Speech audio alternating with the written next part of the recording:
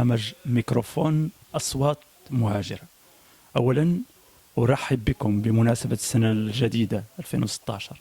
نتمنى إن شاء الله أن تكون سنة مليئة بالسعادة والأفراح، وأن تكون سنة نتجاوز فيها كل آلامنا وكل مأساتنا إلى غد أفضل إن شاء الله، وأن يعم السلام العالم. بهذه المناسبة وبافتتاح السنة الجديدة 2019 سنفتتح بلقاء مع صوت نسائي له باع هنا في كندا وشمال أمريكا، مع صوت نسائي كذلك له مكانته، واستطاع أن يشق طريقه بعصامية كبيرة جدا. يشرفنا نستضيف الأخت مريم زهري بهذه المناسبة، ونفتتح بها سنة 2016. طبعا أرحب بالأخت مريم. شكرا، مرحبا بكم. وصادف هذا النهار ديال السنة، النهار الأول في السنة ديال 2016 جمعة، دونك جمعة مباركة عليكم ومرحبا بكم معنا. شكرا أولا على الاستضافة ومرحبا بنا عندك، وشكرا انك استضفتينا في المنزل ديالك بكل أريحية. وهذه واحد المناسبة كبيرة جدا باش نتعرفوا على هذا الصوت من أصوات مهاجرة. طبعا هناك أسئلة كثيرة متعددة لطرحها حول مسار الأخت مريم، لكن سأجمل وأقول لأخت مريم ما هي حصيلة 2015؟ مرحبا بكم. هذا السؤال شويه سؤال صعيب، لان في هذا الوقت ديال راس السنه الناس كلهم كيديروا البيلون ديال السنه اللي فاتت وكيحاولوا يقولوا لي بلان بور 2016. انا بالنسبه لي 2015 كانت حاصله ماشي غير ديال سنه 2015، وانما حصلت ديال 15 سنه ديالي وانا في كندا. دونك كان لحد الان الحمد لله كانت حصيله نقدر نقول انا كنفتخر بها شخصيا، لا انا ولا العائله ديالي. واول حصيله فيها هو البنيته ديالي انيسه كامل ديالي معنا اليوم.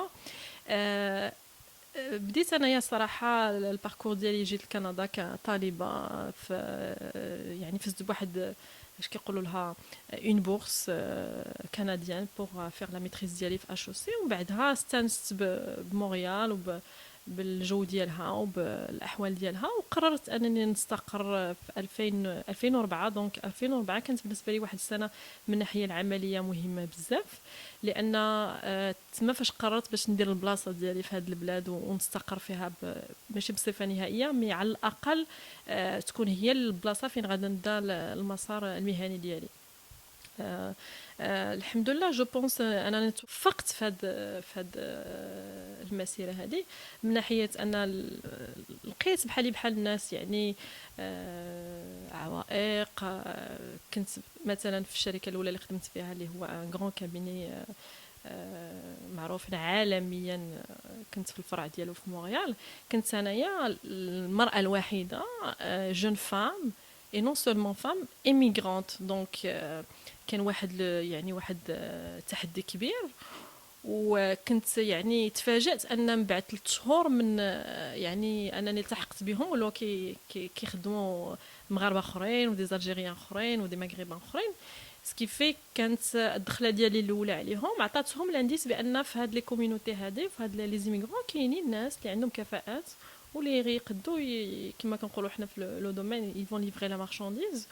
وهكذا بدات المسيره ديالي. دونك قضيت شي سنوات مع هاد الكابينه، من بعد توفقت مشيت درت شويه دراسات في امريكا، ومن بعد منها رجعت، لان كتبقى كندا عندها واحد لو شارم في امريكا الشماليه بوحديته، لان مثلا في الكيبيك عندنا حنا المغاربه اللي كنجيو عندنا اللغه الفرنسيه، وكانت يعني صاغيس مونريال عندها واحد الكثافه ديال الهجره الفرنكوفونيه مهمه، وناس كيجيو على اساس هذيك الفاسيليتي لانغويستيك. الحاجه اللي انا لقيتها من بعد اللي كيخصو كاع المهاجرين جو بونس كيتصادفوها او لا كيصطدموا بها، هو ان كتبقى اللغه الانجليزيه واحد لافونتاج كونكورونسيال مهم بالنسبه لينا حنا كناس كنجيو يعني من بلدان اخرى باش نستقروا. والحاجه الاخرى المهمه اللي لقيتها معناه ان تعدد اللغات كيسهل ان الانسان يندمج مباشره، يعني يلقى عمل بسهوله. تماما. يعني بهذه المناسبه كيفتح الافاق، لان كاينين يعني شي قطاعات الا ما كانش عندك اللغه الانجليزيه ما تقدرش كاع تحط رجليك فيهم، على اساس ان لي سيرتيفيكاسيون اللي كاينين في هذوك لي دومين كيتعطاو بالانجليزيه، الكتوبه، القرايه، لو باركور، وكيكونوا عندهم الصيت عالمي. وملي كيكون عندهم صيت عالمي في البدايات ديالهم، اغلبهم دابا ولاو ملتي لانغويست، مي في البدايه ديالهم كانوا الانجليزيه باش تقدر دير بلاصتك. ان انغلوفون مثلا شي واحد غير بالانجليزيه يقدر يتمشى، واحد غير بالفرنسيه كيتمشى ولكن ببطء. ولكن هل سر النجاح فقط ان الانسان يكون عنده دبلومات سواء في المغرب ولا سواء هنا يجي يدير هذاك الدبلوم في كندا وفي امريكا باش انه يلج العمل، ام هناك لا بد من قدرات اخرى؟ هذا سؤال مهم جدا، وهذا دوبي واحد 4 ديال السنوات كنعطي واحد لا كونفيرونس في الغرفه ديال التجاره ديال مونتريال. وجوستومون اللي انايا بالتجربه ديالي وبتجربه الناس اللي بحالي والناس اللي كيخدموا المهاجرين، لقاو بان اللغه والدبلومات سي با سا كي مانك. وحنايا عندنا في الثقافه ديالنا ان بو لا فرونسيز ولا الاوروبيان، ملي كنجيو مثلا من المغرب اللي نهضروا على المغرب بصفه خاصه، لي ديبلوم عندهم واحد لو ستاتيو انكرويابل. يعني الا كنت انجينيور ولا طبيب ولا شي حاجه، يعني الدبلومات عندهم مقام تقديسي. هنايا المقام التقديسي التجربه. كتلقى هنايا رئيس يعني واحد القطاع ولا بارتنر كبير ولا شي مسؤول، وعنده ليكيفالون ديال الشهاده، ولكن عنده 25 سنه ديال التجربه، وتجربه يعني سوليد. دوك المغاربه بزاف يعني التجربه الكنديه، وهذا اشكال كبير كيطرحوه، لان اي شيء فين تبغي تدخل في الاول كيطلبوا منك يكون عندك تجربه كنديه، ولكن كيفاش ممكن ولوج هذه التجربه الكنديه؟ هذا السؤال اهم من هذاك اللي سقسيتيني عليه قبيله، لان جوستومون لو بروميي اوبستاكل كيقولوا بان خصك تجربه كنديه. ولكن قبل ما نوصلوا للتجربه كاين واحد لابروش دو كونيسونس دو مارشي كندي. خصك تعرف هذا المارشي اللي بغيتي تخدم فيه اشنو محتاج بعداك كوم ديبلوم. وكنوجه انا بزاف هاد لو بوين للناس بونسيو سيرتيفيكاسيون بروفيسيونيل، لان هي ربط الوصل والحاجه اللي كتقول لومبلويور انه بحال ليان دو كونفيونس. يعني مثلا انا كونطابل، انا طبيب كندي، كنشوف طبيب مغربي جاي كيعطيوه ليكيفالونس في الكوليج دي ميدسان مثلا، كيخصو واحد العام ولا عامين على حسب الباك جراوند ديالو، على حسب التجربه ديالو الميدانيه. وكاين اللي كيرفض يديرها وكيمشي كيدير ديبلوم جينيريك جينيرال مثلا في لافورماتيك، ولا كيبدل لا كارير ديالو على اساس انه ما رضاش انه جاي دكتور وما قبلولوش داك الدومين ديالو. الحاجه اللي ما كيفهموش الناس هو انك ملي كتبدل البلاد، حتى لا ستركتور ديال لا القرايه لا المواد الكيميائيه لا فاصون باش كيفكروا كلها كتبدل. دونك كيخص بنادم يقبل ملي ياخذ تجربه انه يدير بلاصه بلاد اخرى، يدير ان ساكريفيس دو كيلكو زاني 2 3 ans. وانا عايشت حالات يعني قريبه مني اللي كانوا الناس كيقولوا حنا غنبدلوا كاع لا كارير، وبقينا معاهم بانهم يحاولوا مثلا منهم محاميين، منهم دكاتره، منهم صيادله، انهم يبقاو في هذاك لو دومين ديالهم. بقيتوا معاهم في اي مجال؟ هذا كان مجال شخصي يعني. شخصي. على اساس ان مثلا فاش كنت في الشركه فين كنت خدامه، كان من هو كابيني كونطابل كبير، كان من المطلوب منا حنايا كيما ما كنقدوش نكونوا في دي كونساي دادمينستراسيون ديال شركات خاصه، اننا يكون عندنا عمل جمعوي وعمل خاص. يعني انا عمل موازي اللي هو يكون كيعاون لي كوميونيتي ويعاون الاعمال الاجتماعيه، منها التبرعات، منها انك تحضر في مؤتمرات، منها انك تلقى بناس وتكوتشيهم. وانا كان من الحوايج اللي كانت مهمه عندي هو الكوتشين والمونطورا. ما عرفتش ليكيفالون ديالها بالعربيه، مي المونطورا بالنسبه لي انا شخصيا بدلت لي الباركور ديال الاكسبيريونس ديالي، لان فاش قررت انني ندخل المارشي الطرافاي، المونطورا صافا دير شي واحد اللي ديال هنا عنده تجربه ديال هنا كياخذك التدريب، كياخذ بك حيت كاين كوتشين وكاين مونطورا. المونطورا شي واحد اللي بحال كيتبنى المشروع ديالك المهني، كيتبنى الشخصيه ديالك، كيتبنى معاك الاحلام ديالك، وكيحاول يبسط لك ويعطيك يعني لور جوست ديال المارشي، شنو محتاج، شنو الناس هنا كيفاش كيفكروا، الطريقه مثلا غير باش انك تلبس وتمشي. كيتبناك مهنيا وكيتبعك وانا كنت محظوظه لان محظوظه، ولكن محظوظه بالمجهود ديالي. يعني منين قررت هنا بالمجهود ديالك كامرأة مغربية، بغيناك توضح لنا أكثر المجهود ديال المرأة المغربية في بلاد المهجر وفي أمريكا الشمالية. بغيناك توري النساء المغربيات اللي عندهم نية أنهم يجوا هنا واللي كاينين هنايا وما استطاعوا أنهم يوصلوا لهذه الأهداف اللي وصلتي لها أنت، كيفاش. لأن الدور ديال المرأة هنا خصو يكون دور يعني دوبل، يعني في مزدوج. هي مرأة وفي نفس الوقت خاصة أنها تكون تدخل واحد العالم كيسيطروا عليه الرجال. الصراحه هنا بغيت نقول بان المكانه النساء في كندا وفي يعني في الدول المتقدمه ما عندهاش مشكل بزاف بانها يكون عندها ان ستاتيو.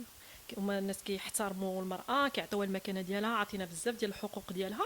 أقصد المرأة المغربية بالذات. اش كنلقاو بان المراه المغربيه ملي كتجي هنايا انا كنظنها كتوفق بزاف. علاش؟ لان كيكونوا عندها دي زاكي اللي ما عندهاش في المغرب، وكتجي كتلقاهم هنا. كتلقى مثلا نعطيك ليكزومبل ديال ماما السنه الفايته عندها 67 سنه ودخلت كتعلم الفرنسيه. انا كنظن كون ماما دارتها في المغرب في شي كونتكست غادي يضحكوا عليها الناس، كيفاش في 67 سنه دابا غتتعلم الفرنسيه، اش باغا دير بها كاع من هذا المعنى.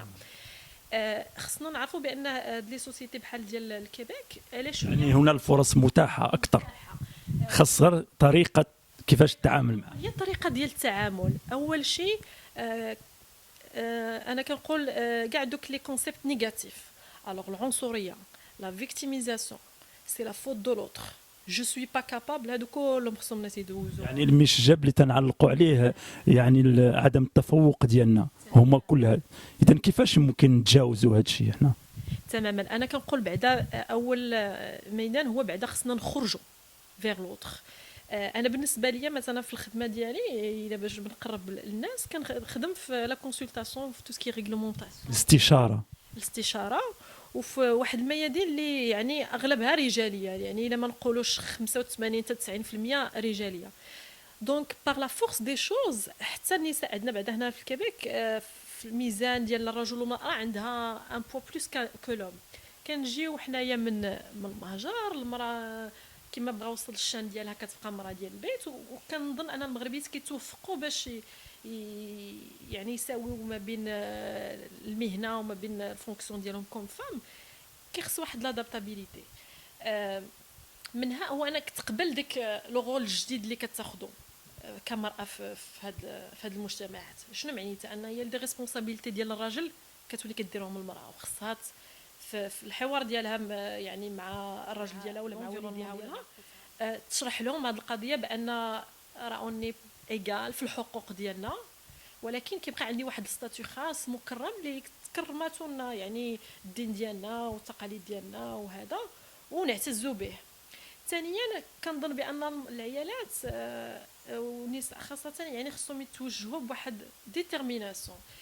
إذن الأخت مريم، يظهر أن الاحتكاك بواقع الجالية المغربية، يعني هذا الاحتكاك جعلك أنك تفكري في بناء مجموعة من المشاريع، وذكرتي لنا بعض المشاريع اللي فكرتوا فيها في إطار منتدى الكفاءات المغربية الكندية. وأكد على هذه المسألة لأن أنت في السابق كان عنوانه هو منتدى الكفاءات المغربية القاطنة بكندا. أعتقد أن الأهم في تبني الكفاءات المغربية الكندية عندها أبعاد مهمة جدا. إذن كما كتقولي الاحتكاك مع الواقع كيجعلك أنك تفكري مع اللي كتشتغلي معاهم في إطار المنتدى أو في إطار أعمال جمعوية أخرى. عندك أنشطة جمعوية موازية كبيرة جدا تبارك الله عليك. وفي إطار هذا الاحتكاك ربما كتفكروا في بداية هذا 2016 كما قلتي، في الأسابيع المقبلة والشهور المقبلة، في واحد المشروع، مشروع المقاولات هي أعتقد في هذا. يمكنك تحدثينا على هذا المشروع؟ الوغ هاد الاشكاليه ديال المقاولات خصوصا بعدا نهضركم على اساس انني مراه. انا تبنيت هاد هاد لا كوز ديال لي فام انتربرونور دوبي ابوبخي 3 4 ans لان بالنسبه لي التجربه الاخرى ديالي في الكابيني كانت غير كنقولوا بالانجليزيه بري هيت، يعني كنت كنسخن باش نخرج للميدان بطريقه يعني نهائيه. وعلى هذا الاساس مجموعه من لي زينيسياتيف، منها كان اول منها المبادرات. الاول كان منها هو المعرض ديال الغزالات اللي بغينا نقولوا عامل لي غازيل، لو صالون دي غازيل. وكان عندي واحد يعني مفاجاه كبيره، ان كنت في عالم اللي فيه غير الكفاءات ولا كريم بلا كريم كما كنقولوا. لقيت دي فام يعني بمستوى بسيط تعليمي، ولكن بواحد الفكر وبواحد لا باسيون وبواحد البعد انهم ينجحوا. دي فام اللي بغاو يديروا دي بغاسلي، دي فام اللي كيديروا لي ساكوش بوغ لي سوليي. واكتشفت واحد العالم اللي تبنيته من بعد، هو نعطيو الفرصه للعائلات باش يحققوا راسهم اترافير المقاولاتيه. وواحد المشروع اللي غادي ان شاء الله غادي نتصل معكم ان شاء الله باش نعلمكم به، هو غادي يخرج في شهر مارس. غادي يكون جزء من الارباح ديالو مخصصه لتشجيع المقاولات ديال المراه من لا ديفيرسيتي، يعني من مختلف لي كوميونيتي اللي كتكون هذا الخليط الجميل اللي عندنا هنا في الكيبيك، على اساس ان غادي نعاونوهم في وقت معين. غتكون عندهم واحد الفرصه اللي غادي نعاونوهم فيها مثلا في الكوتشين، دي زاتوليي دي فورماسيون باش يوصلوا يبداو يستافدوا من المشروع ديالهم. وهما بدورهم غادي كل وحده فيهم غادي تولي تفينونسي اون اوتر فام بور كريي ان سيستيم اللي بروبابلمون غنمشيو به بعيد، اللي كريي ان فون دانفستيسمون بور لي فام انتربرونور، صندوق استثماري اللي غيكون عنده ان شاء الله الى ربي سهل ابعاد عالميه. يعني غيوليو عندنا استثمارات في اوروبا، في افريقيا، في اسيا، وهنا في امريكا بالخصوص. المشروع الثاني اللي هو في اطار المنتدى هو عندنا الستارت اب اللي كنت نقول اللي هو نهايه الاسبوع المقاولاتيه، واللي كنشجعوا فيها بزاف لا نسائيه ولا رجاليه في الميادين اللي كيقولوا لها ذات فعاليه و غروند فالور اجوتي، اللي هي الناس كيجيو خاصه الشباب اللي الناس كيجيو بفكره واحد النهار وابخي 3 جوغ نهار الحد كيخرجوا يعني بكونسيبت كامل متكامل، واللي كيربح منهم كيربحوا يعني مساعدات عينيه اللي فيها كوتشين، اللي فيها مثلا انا تخلص عليهم دي ديبونس مثلا ديال ديزاين ديال سيت انترنيت ولا ديال لاكومبانيمون بوغ مونتي لو بلان دافير دي شوز كوم سا. وغادي نكمل مثلا ان شاء الله في هذا الاطار بيانتو صافا لا سوربريز بور لي بروشين سيمين. غادي يكون النطق الرسمي ديال اوماج او فام، سي ان بروجي ا سا 5e اديسيون اللي هو كيهتم بزاف بالمراه الافريقيه، بالمراه اللي جايه من لا ديفيرسيتي. وغادي يكون المهمه ديالي هو نحاول نعطي لا فيزيبيليتي ولا لوميير على هاد لي زينيسياتيف، ونشوفوا كيفاش ان تكريم المراه هو تكريم المجتمع كامل. والمراه كما كانت كانها كتخدم في الدار وكتراعي وليداتها وكتصاوب معاهم لي دوفوار وكتوصلهم وكديهم وكتجيبهم، ولا المراه اللي كتشتغل في شركه ولا في بنكه ولا في جامعه محليه، ولا يعني كل وحده عندها البلاصه، ولا في السياسه كل وحده عندها البلاصه ديالها وعندها لا كونطريبيسيون ديالها اللي على ديك السياسه. واش كتفكري تدخلي السياسه في الانتخابات المقبله ولا الاستحقاقات المقبله؟ أنا في دي ريفليكسيون، جو سي دون دي سيريوس ديسكوسيون. جو بونس اوسي هذا من الرهانات اللي خص يعني لي كوميونيتي ديالنا ياخذوا بعين الاعتبار، لان باش ياخذوا البلاصه ديالهم وباش يساهموا في يعني في هذا الميدان ديال التطوير ديال المجتمع اللي كنعيشوا فيه حنا في كندا وفي الكيبيك. تنظن ان لابد خص تكون عندنا البلاصه ان شاء الله في الميدان السياسي باش نوصلوا لي دوسي ديالنا وباش نديروا داك التقارب وداك التعايش، باش يفهموا حتى الناس ديال الكيبيكوا ان الفرق بيننا وبينهم هو فرق سنوات. هما جاو هادو 300 سنه 400 سنه 250 150، انا جيت هذه 15 عام، نتوما جيتوا هذه 4 سنين، يعني سي جوست اون ديفيرونس ديال لو طون. وكل واحد فينا كيجيب لا كونطريبيسيون ديالو بوغ افوار هذا لو بو بيزاج اللي حنا فيه، اللي حنا كنا كنوجدوه للوليدات ديالنا. شكرا الاخت مريم على هذا الاستضافه ديالك في المنزل ديالك، وهذا شرف لنا نلتقاو مع امراه مغربيه عندها الحمد لله من الامكانيات ما يجعلها تفوق في واحد المجال اللي هو صعب جدا، هو مجال الهجره. وهذا ممكن يعطي واحد نموذج لنساء اخريات ولما للرجال المغاربه كلهم. وفي الحقيقه الحوار معك شيق وكاين بزاف ما يتقال وكاين بزاف ما يتناقش، لكن الوقت ضيق ما سمحليناش باش اننا نطرقوا للتفاصيل، ولكن نعدك اننا في فرصه اخرى ممكن نلتقي ونناقش اكثر ونناقش كل مجال على حده. اذا كنشكروك وبغيناك تقول لنا كلمه اخيره وتقول لنا كلمه في حق اصوات مهاجره. انا صراحه انا كنشكركم بزاف، كنقول لكم مرحبا بكم، انا سعيده بهذه المبادره. كنقول لكم لا كلشي ممكن في كندا. هذه هي البلاد اللي بغى يوصل فيها كيوصل بالعمل يعني الانسان يثق في راسو ويثق في الله بان يعني الا اجتهد ولا كد ولا دار في راسو شي حاجه غادي يوصل لها. وانا كنظن بان الناس خصهم يخرجوا من ان غير الخدمه هي اللي كتوصل، الخدمه والمقاوله والعمل الجمعوي حتى هو، ويكونوا متفائلين لان it's all about how you can make yourself positive. بغيت نختم بهذه الكلمه لان ما لقيتش لي مو باش نعبر على هذا، يعني كيفاش الانسان خصو يكون ايجابي في الحياه، كيف غيكون كنعيشوا كلنا يعني اشياء اللي كتقسم الواحد على جوج. ولكن هذا ما يمنعش ان مادام كاينه الحياه كاين الامل. وحنا كنشوفوا هاد لي زيستوار انا كنقول نصيحه اخرى اللي بغيت نقول للناس هما يقراو بزاف لي بيوغرافي. نور امريك عندهم واحد لا كاركتيرستيك السير الذاتيه كيقراوها بزاف باش كيتانسبيراو كيتعطاهم الامل، كيقول الاخر ها كيفاش دار ويقدر يجرب هذه وهذه وهذه ويجرب شحال من حاجه باش. وانا شخصيا كندير هذه الطريقه. دونك كنتمنى التوفيق للجميع وكنتمنى المغاربه يتكاتفوا مع بعضياتهم باش يديروا البلاصه ديالهم في كندا وفي الكيبيك ويتواصلوا مع بعضياتهم، لان في اخر المطاف النجاح ديال المغربي هو نجاح ديال المغاربه كاملين، وحنايا من بين بعضياتنا حنا السفراء كاملين ديال المغرب. يعني ما يمكنش نعاونوا المغرب الا كنا حنا مازال هنايا ما شادينش بلاصتنا ومازال ما مضرورينش. دونك بون شونس ا تو الموند. والنساء المغربيات بالذات كنقول لهم بينتوا الحنه ديال يديكم في المغرب، ماشي الكندا اللي غادي تغلبكم. دونك انا جو سوي سيغتان كو غادي نتلاقاو ان شاء الله في يعني منتديات قريبه وفي يعني انجازات ومبادرات عامه قريب. وانا يعني سعيده لو لقيت نمد يد المساعده ولا نعاون شي واحد بشي كونساي ولا هذا صافي تران غون بليزير. شكرا اخت مريم. شكرا.